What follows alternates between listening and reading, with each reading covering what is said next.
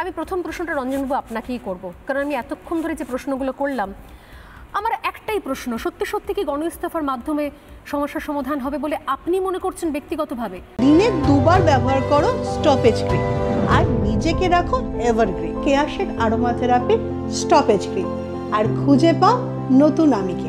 বা অনুসরণ করে আপনি মনে করছেন, আপনি ব্যক্তিগতভাবে কি মনে করছেন? দেখো স্বর্ণালী, এই যে কশ্যপের প্রপৌত্র এবং রম্ভাসুরের পুত্র সেই মহিষাসুর বধের যে আমাদের উৎসব চলছে, তার মধ্যে আজকের দিনে দেখো ৭১ ঘন্টা অতিবাহিত হয়েছে এবং অনশন চলছে। আমরা জানি যে সপ্তমীতে এবং অষ্টমীর যে সন্ধি পুজো হয় ১০৮টি পদ্ম দিয়ে পুজো করা হয়। আমরা জানি না আর কয়েক ঘন্টাকে ১০৮ ঘন্টা পর্যন্ত কিন্তু হিউম্যান বডি টলারেট করতে পারে যে ফাস্টিং। এরপরে এক একটা করে প্রত্যেকটা অঙ্গ প্রত্যঙ্গ বিকল হবে। গণ ইস্তফা এর আগেও আমরা ২০১৯ সালে করেছিলাম পরিবাহ মুখার্জি কাণ্ডের সময় এনআরএসে। এটা এখন যে আমরা ওয়েস্ট বেঙ্গল সার্ভিস রুলে আছি সেই অনুযায়ী আমাদের একটা চিঠি দিতে হয় এবং চিঠিগুলো দিয়ে আমাদের প্রেয়ার জানাতে হয় যে আমরা রেজিগনেশন দিচ্ছি এবং সেটা ইন্ডিভিজুয়ালি অ্যাপ্লাই করতে হয়। কিন্তু এই মুহূর্তে এটা প্রতীকী, কারণ এই মুহূর্তে প্রত্যেকে যে টাইমটা লাগবে, আমরা যে স্বাস্থ্য দপ্তরে যাবো, এবং মনে রাখবেন স্বাস্থ্য দপ্তরের যে আমাদের যে যারা চিকিৎসক শিক্ষক রয়েছি সেই ডিরেক্টর অফ মেডিকেল এডুকেশনের কিন্তু কোনো স্থায়ী পদে এখনো কেউ আসীন হয়নি। আমরা অবশ্যই সেটা করব। আমাদের এই ইন্টেনশন দেখে কখনোই ভাববেন না যে আমরা যা সেটা করতে চাইছি কথার কথা, মুখের কথা নয়। কিন্তু আমাদের অনেকেই কিন্তু বলেছেন, বিশেষ করে শাসক দল থেকে বা অনেকে মুখপত্র বলেছেন যে যখন আমাদের ধর্ণা মঞ্চ চলছিল স্বাস্থ্য ভবনের সময় তখন নাকি চর্বচস্য লেচ্ছ পেয় খেয়ে মৎসব হচ্ছিল। তা আজকে এসে দেখুন না, আমাদের সিসিটিভি ক্যামেরা আছে, আমরা কি চর্বচস্য লেচ্ছ পেয় খাচ্ছি। এবং যিনি বলেছিলেন যে আমরা sandwich, fish fry, cake, confectionery, তিনিই কিন্তু বলেছিলেন who is the most important beneficiary of the Saradha scam. তাই তিনি যখন লেখেন যে ফুলভাল ঘোষ তকমা দিয়ে যে রাজনৈতিক ব্ল্যাকমেলিং হচ্ছে, নিয়ম মাফিক কাজ হচ্ছে না, আমরা পরিষ্কার, আমাদের কোনো আপত্তি নেই। এবং আজকে বলে যাচ্ছি স্বর্ণালী, তোমার এখানে আজকে দুপুর থেকে সন্ধ্যা অবধি অন্তত 5টা জুম মিটিং আমি ছিলাম। সেখানে সরকারি বেসরকারি প্রত্যেকটা প্রতিষ্ঠানের চিকিৎসক ব্যক্তিগতভাবে এবং সামগ্রিকভাবে প্রাতিষ্ঠানিকভাবে তারা পদত্যাগ করতে রাজি। কিন্তু মানুষের থেকে আমরা বিচ্যুত হব না, আমরা রাস্তায় নেমে ডাক্তারি করব। ডক্টর ভট্টাচার্য, এখানে আমার প্রশ্ন, আমি বলছি যে সরকারকে চাপে ফেলার জন্য বা সরকারকে বাধ্য করার জন্য আমার এটাই প্রশ্ন যে এই যে পদত্যাগ বা গণ ইস্তফার কথা বলছেন, আপনি বলছেন সরকারি এবং বেসরকারি, সাধারণ মানুষ যারা প্রান্তিক মানুষ তারা কি প্যানিকড হয়ে যাবে না? তারা কি ভাববে না তাহলে এরপরে আমরা কোথায় যাব, আমরা কোথায় চিকিৎসা করব? মানে এইটা দিয়ে কি আদৌ দীর্ঘস্থায়ী সমাধান সূত্র বার করা সম্ভব হবে? সাধারণ মানুষ এবং আমাদের মধ্যে বিভেদ করার জন্য একটা সুকৌশল প্রচেষ্টা করছেন এবং বিভিন্নভাবে তারা যারা রাজনৈতিক ধামাধারি রয়েছেন তারা এই সুযোগটা কাজে লাগাচ্ছেন। কিন্তু আমরা অতটা বোকা নই, আমরা জানি যে সাধারণ মানুষ আমাদের সাথে রয়েছে, তাদের চিকিৎসায় কোনো রকম ভাবে যাতে গাফিলতি না হয়, কোনো রকমের কোনো কষ্ট না হয় সেটা দেখবো। কিন্তু আমরা যদি প্রাতিষ্ঠানিকভাবেও যদি আমরা রেজিগনেশন দিই সেটা ফেসড ম্যানারে দেখবো, কখনোই সবাই মিলে একসাথে বেরিয়ে আসবো না। সরকারিভাবে 50 জন করে যদি একটা রেজিগনেশনের স্পেড ওয়েবস আসে তাহলে প্রতিদিন আমরা দেখবো যে সরকার তার পরিবর্তে পদক্ষেপ কি নিচ্ছেন। কারণ আজকে ওই ভাইয়েরা বোনেরা, আমি নিজে ওই ডোরেরা ক্রসিং ওয়েল চ্যানেলে গিয়ে দেখেছি কি অবস্থা, এবং সেখানে যদি কোনো সদর্থক বার্তা দেওয়া হয় তাহলে আজকে আমি ঠাকুর দেখতে বেরোবো যে সুরুচি সংঘ, বাদামতলা আশার সংঘ, বোসপুকুর সার্বজনীন, নাকতলা উদয়ন সংঘ কোথায় 20,000, 25,000, 15,000 ঘন্টায় কত ভিড় হচ্ছে না, আমরা ওই ডোরেরা ক্রসিং এ দেখবো blood pressure, pulse, urine output এবং সিবিজি কত আছে।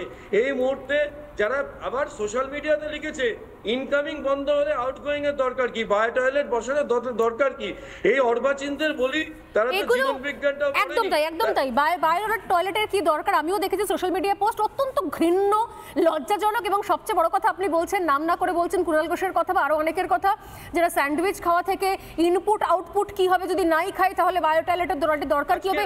এই ধরনের কুরুচিকর আক্রমণ শাসক দলের তরফ থেকেই আসতে পারে। এই ধরনের কুরুচিকর আক্রমণে তারা এক্সপার্ট। একাধিক সময় এই ধরনের একাধিক নোংরা আক্রমণ আমরা এর আগেও দেখেছি। আমি এই কুরুচিকর আক্রমণের দিকে যাব না, কারণ আমার মনে হয় না এই আক্রমণকে কেউ এগুলোতে কান দেয় এখন আর। কারণ মানুষ বুঝে গেছে যে কোনো ধরনের আন্দোলন, যে কোনো ধরনের প্রতিবাদ সরকারের বিরুদ্ধে মুখ খুললেই ছুটে আসবে একাধিক কুরুচিকর আক্রমণ। এগুলোতে মানুষ বোধহয় অভ্যস্ত হয়ে গেছে। আমি যেটা বলছিলাম, আমি আপনার কাছে আবারও আসবো। এখানে পরপর রয়েছেন ক্রিয়া রয়েছেন, সৈকত রয়েছেন এবং ডক্টর প্রসূন ঘোষ রয়েছেন। আমি ডক্টর প্রসূন ঘোষের কাছে আসবো যে আপনার কি মনে হয় চিকিৎসক হিসেবে যে এই ইস্তফা, আমি যেটা বললাম শুরুতে, এই অভয়ার ঘটনা ঘটলো, অপেক্ষায় রইলাম, মানুষ রাস্তায় নামলো, আমরা চিৎকার করে গেলাম রোজ রোজ রোজ রোজ, এখনো বিচার হলো না। তার মধ্যে দেবীপক্ষে একটা ছোট্ট উমা চলে গেল, ভয়ঙ্কর পরিণতি। আমার বক্তব্য হচ্ছে যে শুধুমাত্র মেডিকেল কলেজগুলোকে সিকিউর করে আদৌ কি এই সমস্যার দীর্ঘস্থায়ী সমাধান হবে?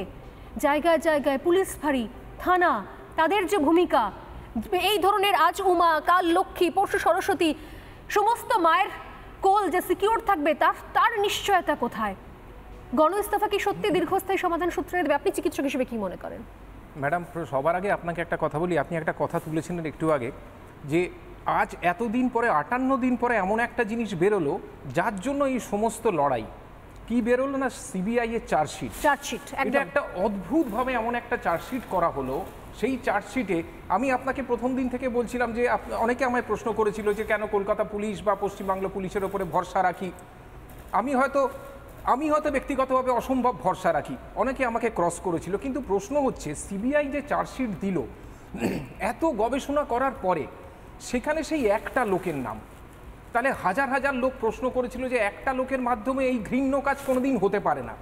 আপনি যদি আমার ডাক্তার হিসেবে জিজ্ঞেস করেন, হাজার প্রশ্ন আমাদের মনে আসতে পারে, কি একটা লোক এই ধরনের কাজ করতে পারে? তাহলে আজকে এই আগামীকাল একটা র্যালি হচ্ছে করুণাময়ী থেকে শুরু করে সিজিও কমপ্লেক্স। আমি বলবো এটা তো সেই প্রথম র্যালি যে র্যালিটাতে করুণাময়ী থেকে সিজিও কমপ্লেক্সে গিয়ে সিবিআই এর এই অদ্ভুত একটা চার্জশিট তাকে ধাক্কা দেওয়া হলো, যাতে করে বিচারটা সঠিকভাবে হয়। কে কে দোষী ছিল, দোষীর পিছনে কে কে ছিল, কে তাদের সাপোর্ট করেছিল। আমি আপনার কাছে আসছি আবার, ওকে, কারণ কিন্তু আপনি বলছেন যে এই ক্ষেত্রে এই চার্জশিট দেখে আপনার পুলিশের উপর আরো বেশি ভরসা জন্মে গেছে। আমি জানি না আপনি কুলতলির ঘটনাটা জানেন কিনা। জায়গায় জায়গায় পুলিশ ফাঁড়ি আর থানা, পুজো শপিং এর গল্প, বউকে কে কে গিফট করেছে সেই সমস্ত গল্প করেছে। একটা বাবা, একটা মা ছুটে এসছে, তার 10 বছরের মেয়ে নিখোঁজ, তাকে ধর্ষণ করে পুকুরে ফেলে দেওয়া হয়েছে। পুলিশরা ন্যূনতম কমপ্লেন্টটুকু নেয়নি, তারা ন্যূনতম আইন পর্যন্ত জানে না।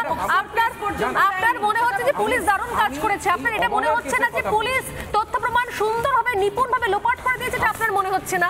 এইটা খুব দুর্ভাগ্যজনক। অভয়ার কথা বলছি আমি, এই অভয়ার কেসের কথা বলছি যে এই কেসটাকে যদি জাস্টিস দেওয়া হয় সঠিকভাবে, তাহলে কিন্তু সিবিআই চার্জশিট আরো অনেক বেশি স্পেসিফিক হওয়া উচিত ছিল। সেকেন্ড, আপনার প্রশ্ন যেটা বললেন না ম্যাডাম, যে রেজিগনেশন দিয়ে কোনোদিন কোনো কিছু হয় না। এবং একটা সঠিক তথ্য আপনি এখন বললেন যে সাধারণ মানুষের ভেতরে একটা অন্য প্যানিক হতে পারে যদি সবাই রিজাইন করে, তাহলে সরকারি হাসপাতালে চিকিৎসা হবে কি করে? একদম সঠিক কথা বলেছেন। এবং আমি দেখেছি আমার চেম্বারেও এমন কোনো লোক এসছে আজকে, বেশ কিছু পেশেন্ট যারা বলছে স্যার সবাই তো রেজিগনেশন দিয়ে দিল, তাহলে আজকে যদি আমরা সরকারি হাসপাতালে যাই এটা আমরা চিকিৎসা পাবো কিনা।